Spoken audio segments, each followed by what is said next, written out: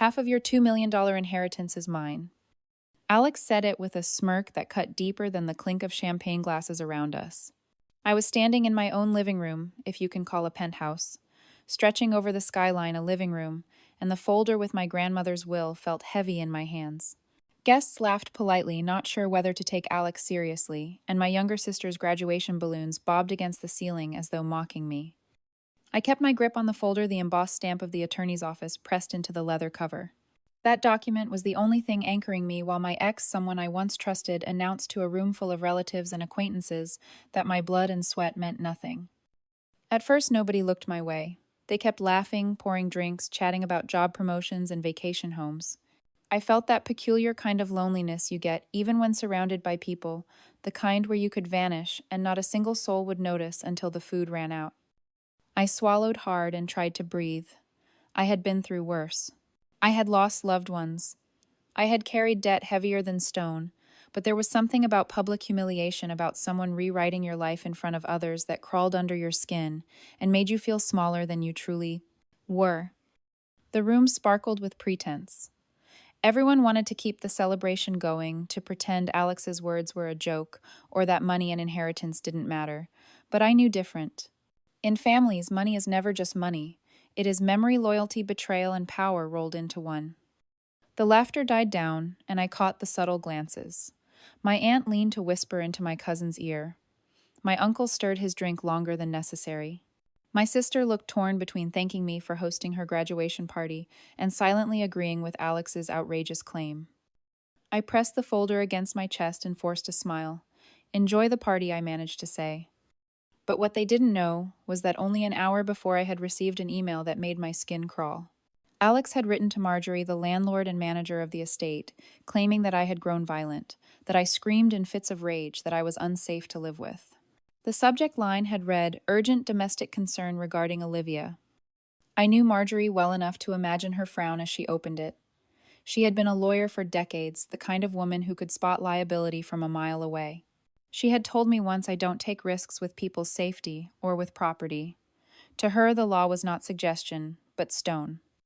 And Alex, cunning as always, had chosen the one route that could pry me away from my grandmother's home, accuse me of violence, make me seem like a danger, and lean on the legal provisions that allow landlords to evict under claims of abuse. So when Alex raised that glass and told the crowd half of my inheritance was his, it wasn't only arrogance, it was strategy. He wanted everyone to believe the ground beneath me was already crumbling, that he was entitled not only to my past but to my future. I excused myself to the kitchen, breathing through the sting of humiliation. On the marble counter sat a small silver keychain with a flash drive attached. It contained hours of security footage from the penthouse's smart system, video and audio, every argument and every silence. My grandmother had been cautious. She believed in records and proof. "Paper is memory, and cameras are witnesses," she used to say. I never imagined those words would become my only shield. From the dining room, I heard another burst of laughter. Someone said loudly, "She should just share. What's family for, if not sharing?"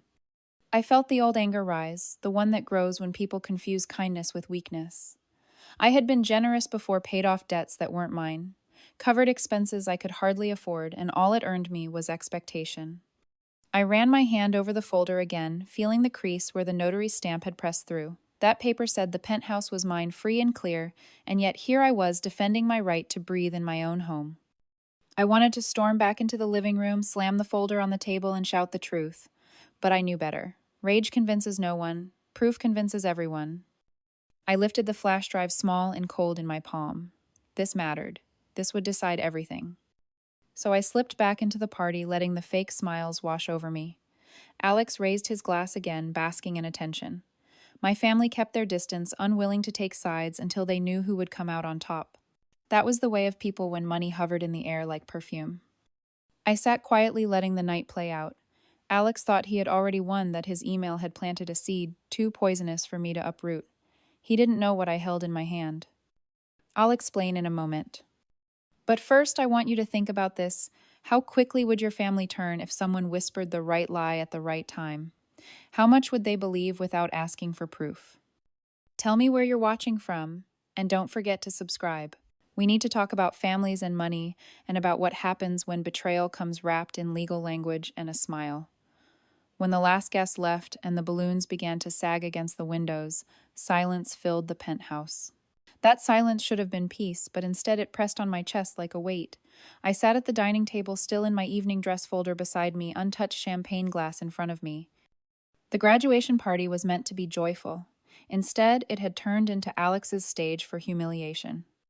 The truth is, isolation doesn't arrive all at once. It seeps in quietly, like water, through cracks in stone. First, you notice the way your mother looks away when the subject of money comes up. Then your uncle jokes about how you should share, because you have more than enough. Soon your own sister laughs nervously when Alex claims half your inheritance. No one objects, no one defends you. That is when you realize you are alone even in your own family. I remembered the early days with Alex. We had met at a financial seminar downtown, both young and eager, both talking about savings accounts and the promise of independence. He admired my discipline. I admired his ambition. But admiration, I learned, is fragile. It can twist into resentment when one person grows faster than the other. My career rose steadily, client by client, bonus by bonus. Alex's jobs flickered like streetlights, bright for a while, then gone. He began keeping track of every cent, monitoring how much I spent on groceries, asking why I needed new shoes when the old ones still held together. He grew suspicious of my coworkers, jealous of late meetings, resentful of holidays I spent visiting clients. His questions were never questions, they were interrogations. I should have left sooner, but leaving is easier to preach than to practice.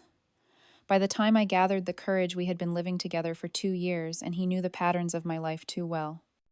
The party had only been the public unveiling of what he had been preparing for months, a case against me. I pulled my phone from the counter and opened the email again, reading the words slowly. Marjorie, I am deeply concerned for my safety. Olivia has become volatile. She raised her voice, threw objects, and grabbed me during arguments. I fear remaining in the penthouse is dangerous. Every sentence was a lie, carefully tailored to trigger Marjorie's training as a lawyer. Allegations of violence aren't brushed aside. They are taken seriously, even without evidence, because no manager wants liability. As if on cue, my phone buzzed with a new message. It was from Marjorie herself. Olivia, I received troubling information earlier today. I must ask that you come to my office tomorrow evening at 7 o'clock to discuss this matter. Please bring any relevant documents or evidence. If we cannot resolve this quickly, I will have to consider Alex's request to alter the lease under the provisions regarding domestic safety. My stomach tightened. Alex wasn't just after money. He wanted my home, my inheritance, my safety net, and he wanted to destroy my credibility in front of my family to make it easier. I walked over to the living room where the smart security systems control panel glowed faintly on the wall. My grandmother had installed it after a break-in scare years ago. It is better to be careful than to be sorry, she used to say. 2 discrete cameras monitored the common spaces, the kitchen and the main hall. Audio and video stored for 30 days on a secure server. I scrolled through the recordings, fingers trembling. There it was, the morning argument Alex had twisted into his story. He had wanted to use money from our joint savings I had been building for nearly a year, for something reckless. He demanded. I refused. He slammed his fist against the counter, his voice sharp. I stayed seated calm, reminding him the money was for the car we had agreed to buy together. The recording caught every word. No shoving, no grabbing, no violence. Just his voice raised and angry, echoing off the marble. I exhaled slowly. Proof. My grandmother's cameras, her caution had saved me even after she was gone. I copied the file onto a flash drive and set it next to the folder on the table. 2 objects, the will that named me heir and the recording that cleared my name. Together they formed my shield. But even as I stared at them, I knew this was only the beginning. Alex was clever, and humiliation was his weapon of choice. One lie rarely stands alone. It is followed by another, until the truth is buried under layers of dirt. I didn't have to wait long for the next blow. That night, my phone buzzed again, this time with notifications from the family group chat. Alex had sent a long message. Everyone deserves to know the truth. Olivia has been unstable, aggressive, and dangerous. She should not be trusted with large sums of money. This inheritance has gone to her head, and I fear for anyone who depends on her judgment. Attached was a blurry photo of a broken glass on the kitchen floor, the one he himself had smashed in anger that morning. The caption read, "This is what happens when she loses control." Reactions flowed in quickly. A thumbs up from my mother, a sad face emoji from my sister, silence from the rest. Not one question, not one request for proof. The shame hit harder than the lie itself. They believed him, or at least they wanted to believe him, because it fit a story that made them more comfortable, that my success was unearned, that my inheritance was undeserved, that I was unworthy of the gifts life had handed me. I turned the phone face down on the table. Outside the city hummed with traffic and neon oblivious to the small war raging in one penthouse. But what Alex didn't know was that wars aren't won by the loudest voice in the room. They're won by the one who holds the evidence. I promised myself that when I walked into Marjorie's office tomorrow, I wouldn't walk in as the humiliated woman from tonight. I would walk in carrying the truth stamped and recorded, ready to strip away every layer of his lies. The folder, the flash drive, my grandmother's voice in my memory, telling me paper is memory and cameras are witnesses. This part matters. By the next morning, my phone was no longer a phone. It was a weapon turned against me. Notifications lit up the screen with every buzz. Screenshots of Alex's message had traveled outside our family group chat, spilling onto Facebook, then into the hands of friends, neighbors, and even clients. I had not spoken a single word yet. The story was already told for me, Olivia, the unstable heir drunk with inheritance prone to rage and violence. I made coffee and sat at the kitchen counter staring at the dark liquid swirling in my cup. People think betrayal hurts most when it comes from strangers, but no, it is when your own family joins the chorus that it cuts deepest. The sad face emojis, the quiet agreement, the silence from those who could have defended me but chose not to. Silence is an answer in itself. By mid-morning, I received a call from an old client. "Olivia," she said cautiously, "I saw something online. Is everything all right? Should I be worried about my accounts?" Her words burned. My professional reputation built carefully over years was now tainted by Alex's lies. I reassured her as calmly as I could that her accounts were safe, that what she had read was personal drama taken out of context. She hesitated before hanging up, and I knew that hesitation would linger. Alex had chosen his battleground well. In this age, reputation is currency. One viral post can strip more than money it can strip trust. I opened the family group chat again. New messages stacked above Alex's original claim. "She needs help," my aunt wrote. "It's the money." "It changed her," my mother replied. "Maybe she should let someone else manage it," my cousin suggested. And then, like a nail hammered into the coffin, Alex responded, "Exactly. For her own good and for ours." I wanted to scream to type a reply so sharp it would slice through their hypocrisy. But rage convinces no one. Proof convinces everyone. I placed the phone down beside the silver flash drive and reminded myself, wait. The time will come. Still, the humiliation was relentless. Around noon, I discovered a post circulating on Twitter, paired with the photo of the broken glass Alex had staged. This is what money does to people. Inheritance makes monsters. Thousands of likes, hundreds of comments. Some mocked me, others pitied me. None knew the truth. I remembered my grandmother's words again. Paper is memory. Cameras are witnesses, and wondered if she had foreseen this, if she had known her cautious habits would one day be the only thing standing between me and ruin. When the evening drew close, I dressed carefully for the meeting with Marjorie. Nothing flashy, nothing weak. A dark suit, clean lines, hair pulled back. I wanted to walk into her office as someone who belonged to herself, not to Alex's story. Before leaving, I slipped the flash drive into a small black envelope and tucked it into my purse. I also carried the folder with the will, its notary stamp gleaming faintly under the light. 2 objects, 2 shields. At 6:30, my phone buzzed again. Another message in the group chat. Alex's words scrolled across the screen. "She's meeting with Marjorie tonight trying to spin lies. But I have faith the truth will prevail." Then my sister chimed in. "We just want what's best for you, Olivia." What's best for me? As though losing my inheritance, my home and my name, was somehow in my best interest. I turned off the phone. The city lights flickered as I rode the elevator down. My reflection in the mirrored walls looked calm, but inside fury pulsed like a drumbeat. Betrayal is not always loud. Sometimes it is the quiet vote of family against you, the polite agreement with a liar. By the time I reached Marjorie's office, the humiliation had hardened into resolve. Her office smelled faintly of old books and polished wood. She greeted me with the same firmness she had always carried, though now her eyes searched my face for answers. "Olivia," she said, motioning for me to sit, "you know why you're here." I placed the folder in the black envelope on her desk. "I do," I replied, "and I have something you need to see." But before I could continue, she raised a hand. "I must warn you. Allegations of domestic violence are serious. If I believe there is a risk, I will have no choice but to take action." I nodded, though. Anger flared inside me. Alex's lies had reached even here, bending rules into bars meant to trap me. I slid the envelope toward her. "Watch this," I said. She studied me for a long moment before opening it, pulling out the flash drive. She turned to her computer, inserted it, and clicked through the files. The room filled with the sound of voices, mine calm and measured, Alex's sharp and furious. The image of him slamming his fist on the counter, shattering the glass, flickered across the screen.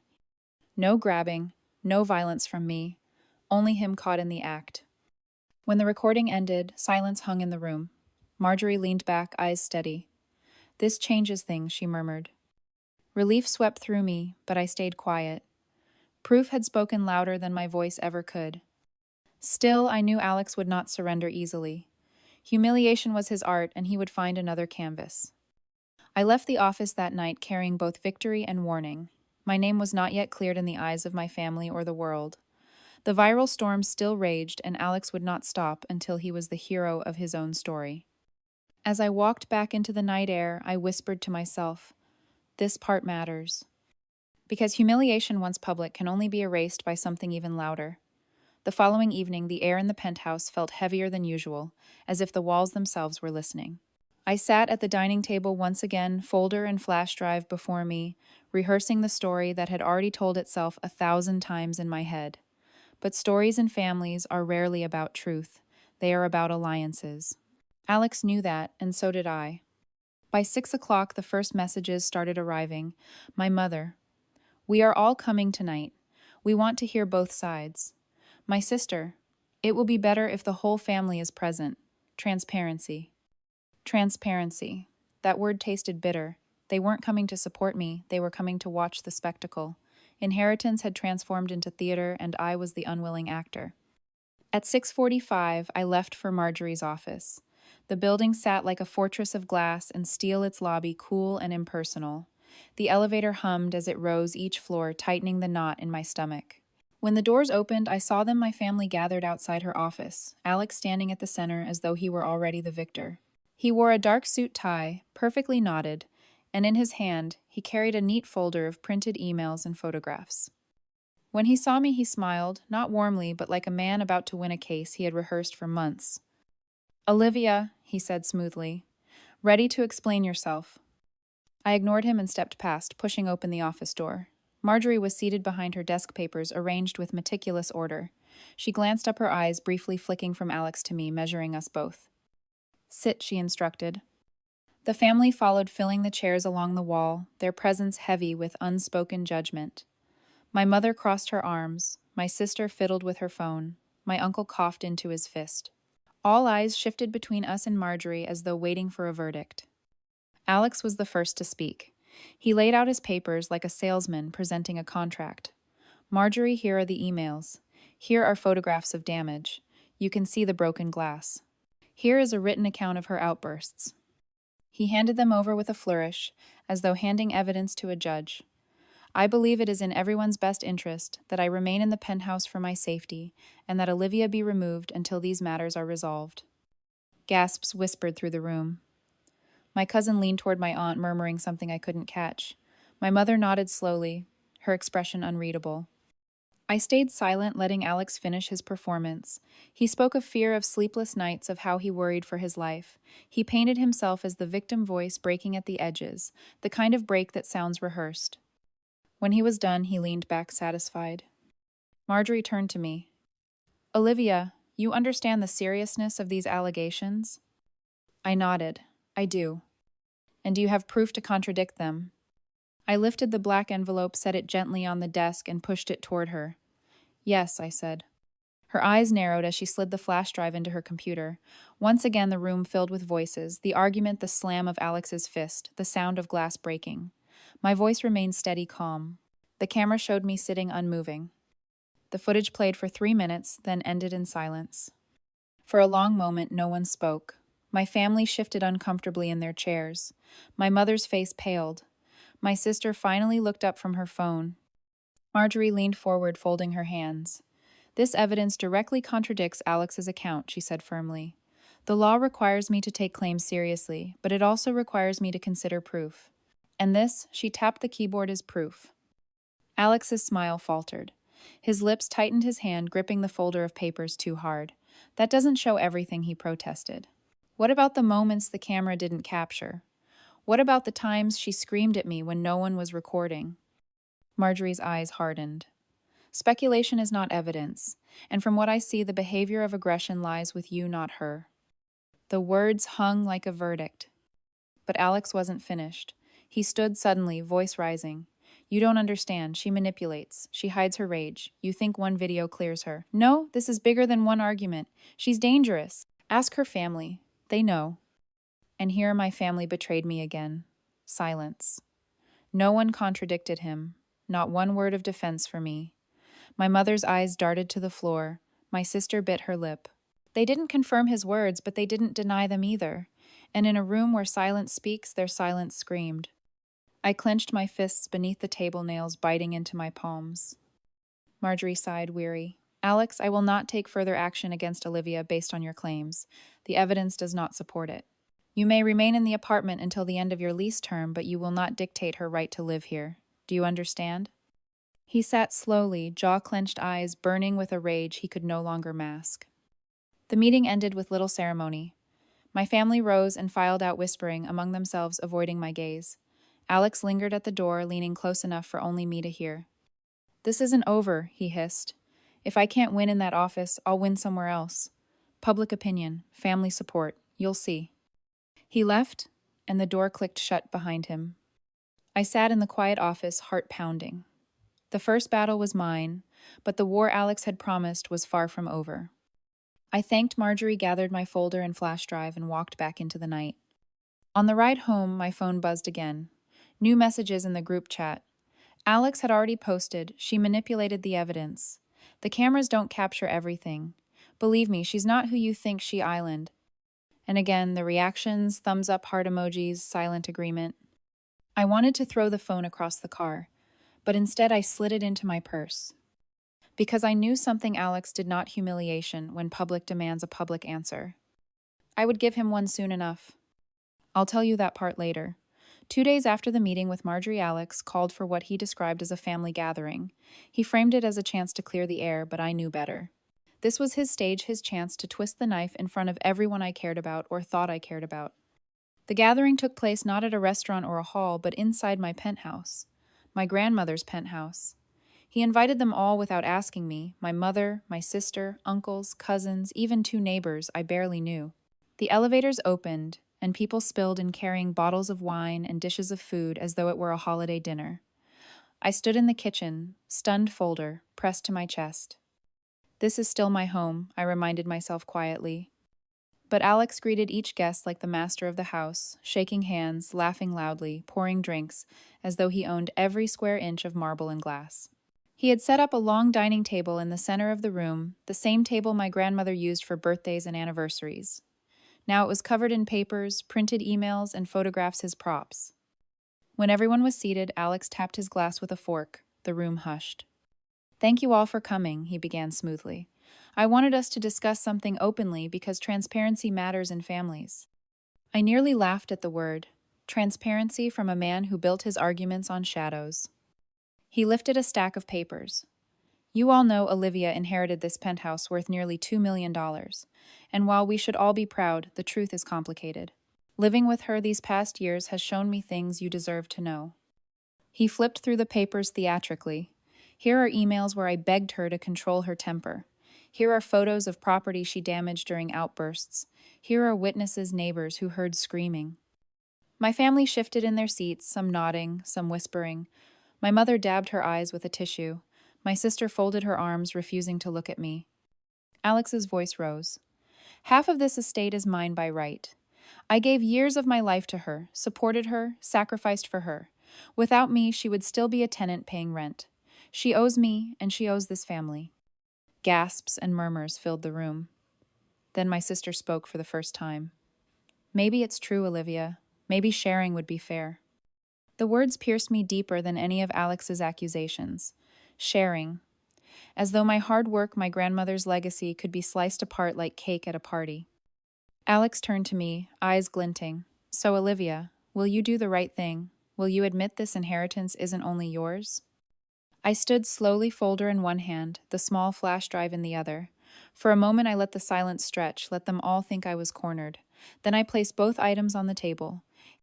You want transparency, I said quietly. Then let's have it. I reached for the remote of the smart television mounted on the wall. With a single click, the screen lit up, casting a glow over the room. I inserted the flash drive into the side port, my hands steady now. The footage began to play. The room filled with the image of Alex's fists, slamming against the kitchen counter, voice booming with rage. You will give me the money, he shouted at me. The camera showed me sitting calmly at the table, refusing to rise. The glass shattered against the floor as his hand struck it. Gasps rippled through the audience. My cousin's jaw dropped. My mother covered her mouth. My sister's eyes widened. I let the clip play twice, then stopped it. Silence swallowed the room. This, I said, pointing at the screen, is the truth. This is the man who calls me violent. This is the man who claims half of what my grandmother left me. This is the man who has lied to you all and dragged my name through the mud. I turned to Alex. Do you still want transparency? He stammered, color draining from his face. That's taken out of context. You provoked me. Provoked you, I repeated, my voice steady. The camera shows everything. I never moved from my seat. The only hands raised in this home were yours. The room erupted with whispers. Someone laughed nervously. Then another voice chimed in, my uncle shaking his head. You humiliated yourself, Alex. All this time we believed your story and it was lies.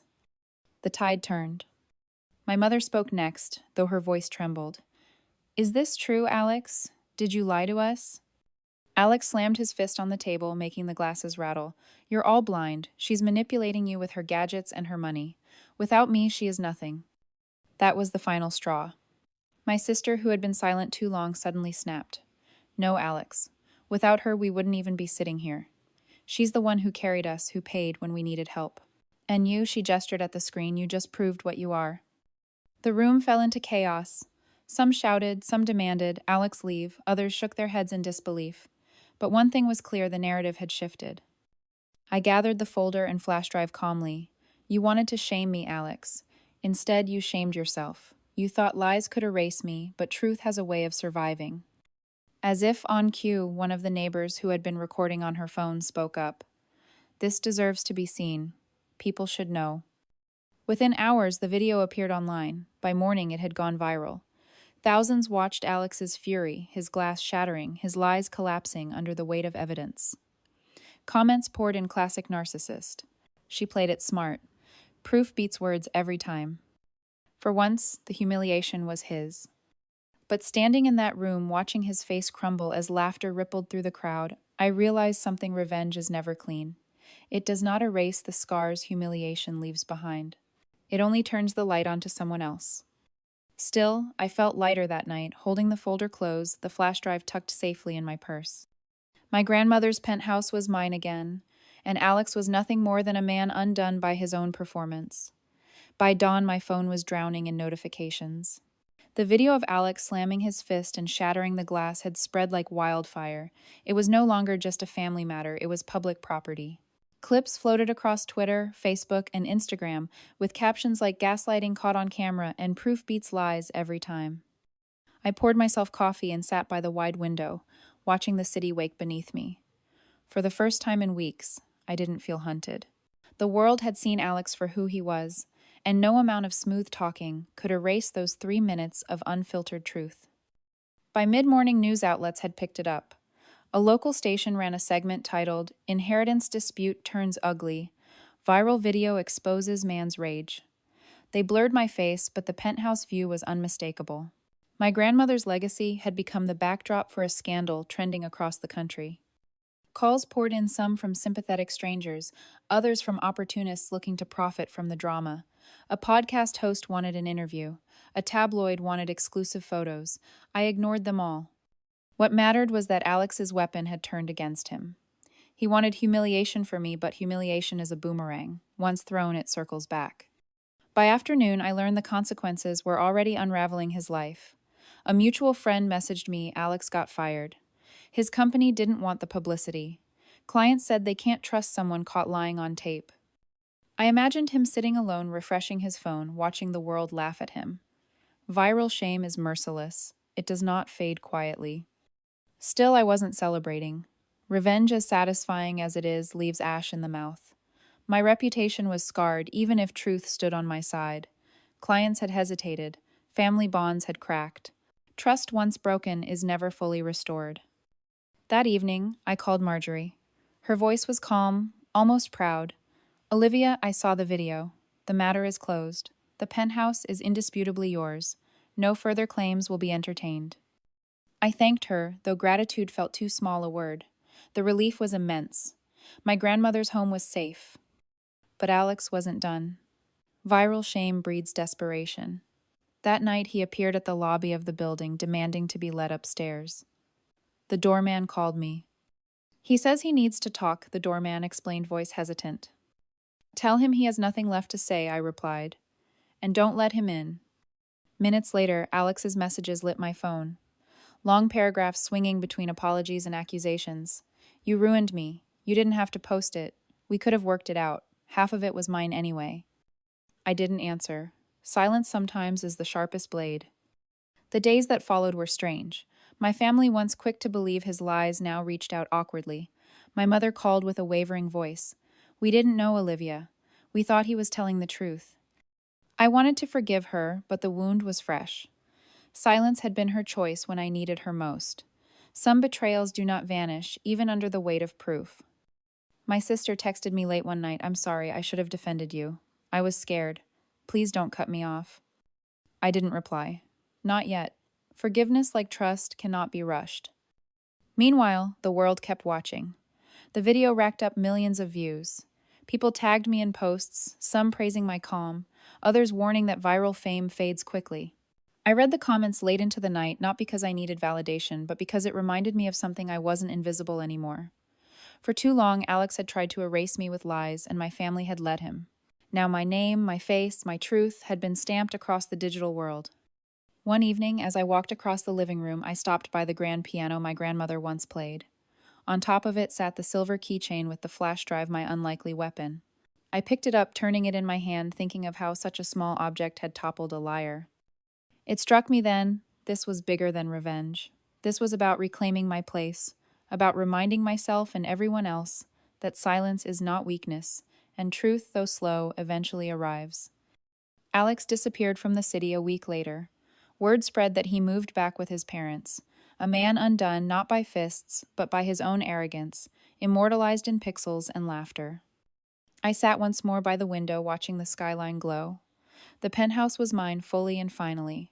My grandmother's legacy had been tested and survived. Yet a voice inside me whispered, revenge is never the end. It is only the turning of a page. And so I promised myself that I would not let this inheritance be just a battleground. It would be a beginning. I would turn this pain into purpose, invest wisely, build something that no rumor, no viral post, no bitter ex could dismantle. But what Alex never understood, and what my family learned too late, was this humiliation is temporary, but the memory of betrayal and the taste of revenge linger long after the crowd stops watching. Weeks passed, but the echoes of that night lingered in every corner of the penthouse. The viral storm slowed, yet its remnants clung like dust to furniture you could wipe the surface clean, but fine grains would always remain. I returned to my work as a financial advisor, but nothing was quite the same. Some clients avoided me, embarrassed, perhaps to be connected to scandal. Others reached out with kindness, even admiration, saying they respected how calmly I handled myself in the video. I learned something, then reputation bends under pressure, but it does not always break. Sometimes it reshapes into something stronger. The penthouse itself felt different. For a while, each room carried the weight of Alex's presence, his laughter echoing his accusations, hanging in the air. But slowly I reclaimed the space.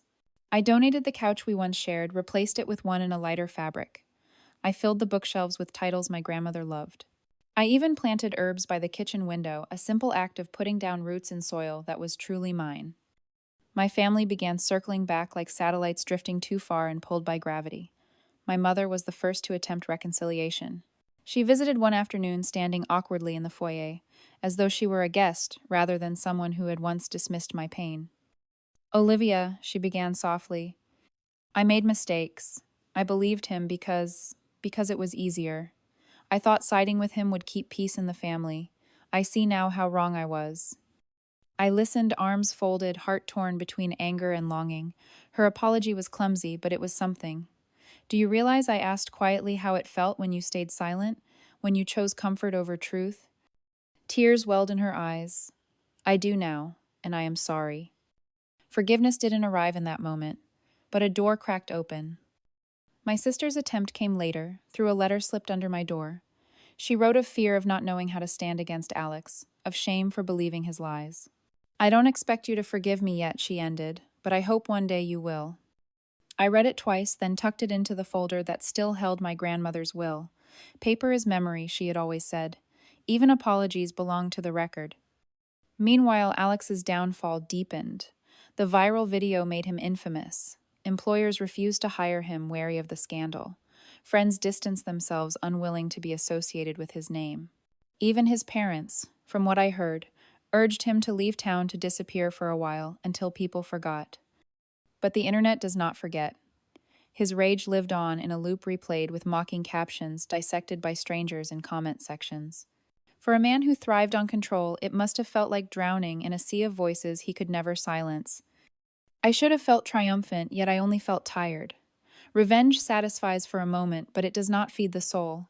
What fed me was rebuilding.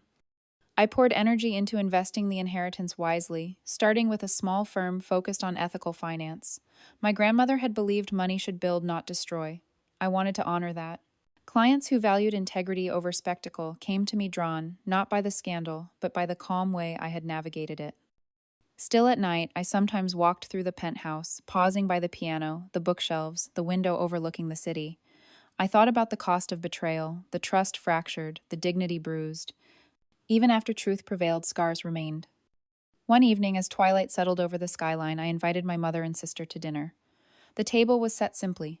No grand gestures, just a meal cooked with care. Conversation flowed awkwardly at first, then steadied.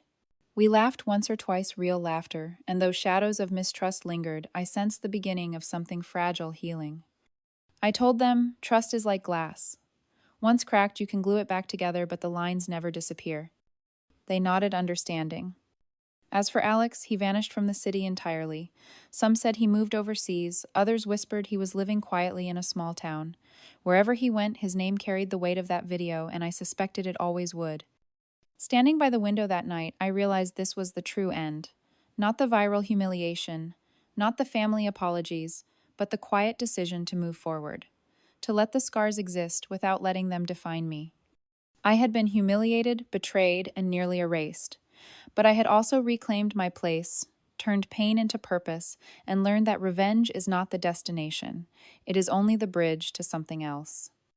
And so the penthouse became not a battlefield, but a sanctuary. My grandmother's legacy lived on not in marble or glass, but in the lessons it forced me to learn, that silence can wound as deeply as lies, that truth must be carried like a torch, and that even in betrayal, there is a path toward rebuilding. But what they didn't know was that I had one last choice to make, one that would decide whether my story ended with bitterness or with grace. I'll tell you that part soon. The city looked different from the penthouse at night. Lights shimmered like scattered jewels, cars traced ribbons of red and white along the avenues, and the hum of life below was steady, eternal.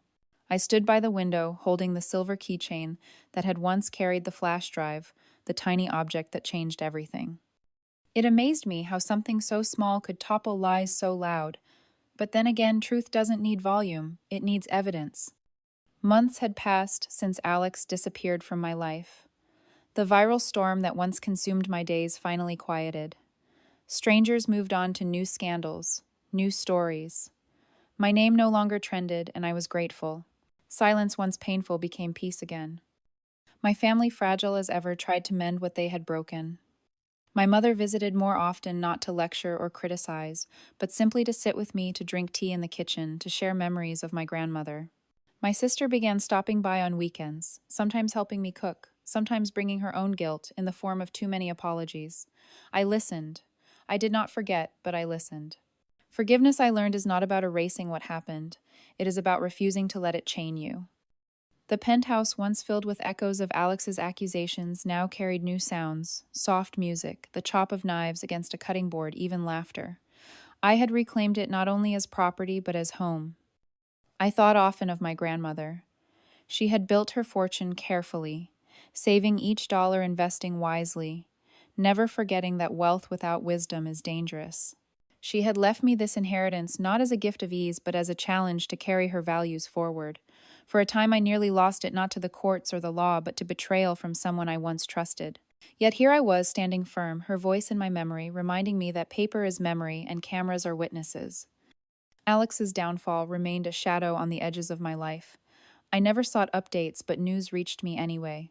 He struggled to find work, his name whispered with ridicule, his face recognized, not for charm, but for rage, frozen forever in that viral clip. Perhaps one day he would rebuild, perhaps not. That was no longer my concern. What mattered was that I rebuilt. I invested part of the inheritance into my firm, guiding clients with patience and care. I donated to causes my grandmother believed in: libraries, scholarships, community gardens. Slowly, the inheritance became less of a battleground and more of a foundation. Sometimes when I played the piano in the corner of the living room, I felt her near. Not in a haunting way, but in a steady, comforting presence. As though she approved of the choices I made, the resilience I found. One evening after dinner with my family, my mother lingered at the door. "You know," she said softly, "I thought this inheritance would divide us forever. But maybe it saved us, in its own harsh way." I didn't answer right away. Then I smiled faintly. Maybe it did. Or maybe it just revealed who we were all along. She nodded, eyes heavy with understanding, and left. I returned to the window, watching the city breathe. My story was not perfect. It was scarred, messy, complicated, but it was mine. And that was enough. So if you are listening, if you are watching, remember this: families can betray lovers, can deceive, reputations can crumble, but truth has weight. It might take time, but it always lands. If you think I made the right choice, comment right. If you believe you would have handled revenge differently, share your plan below. Because in the end, stories like mine are not only about money or property, they are about survival, dignity, and the refusal to be erased. And this is how I reclaimed mine.